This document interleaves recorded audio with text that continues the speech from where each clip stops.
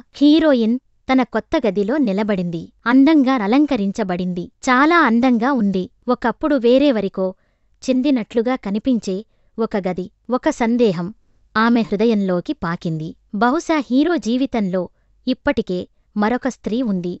బహుశా ఇది ఆమె గది కావచ్చు. ఒక బరువు ఆమె ఛాతీలో స్థిరపడింది. అతని ప్రపంచంలో ఇప్పటికే ఎవరైనా ఉంటే నేను ఎందుకు అపార్థాలు సృష్టించాలి? బహుశా నేను అతని జీవితంలో అస్సలు ఉండకూడదు. ఈ ఆలోచనల్లో మునిగిపోయి ఆమె మంచంపై ముడుచుకొని ఒక లోతైన కష్టమైన నిద్రలోకి జారుకుంది. హీరో తిరిగి వచ్చినప్పుడు ఆమెను నిద్రపోతున్నట్లు కనుగొన్నాడు. శాంతంగా ఆమె హృదయంలోని తుఫాను గురించి తెలియకుండా. తరువాతి ఉదయం వారు భోజన బల్ల వద్ద కలుసుకున్నారు. హీరో మెల్లగా నవ్వాడు. నేను మీకోసం అల్పాహారం తయారుచేశాను. రండి, బాగా తినండి. ఆమె కూర్చుంది. ఇంకా నిశ్చయంగా లేదు, కాని తినడం ప్రారంభించింది. వారు తింటుండగా హీరో ఒక బాంబు వేశాడు.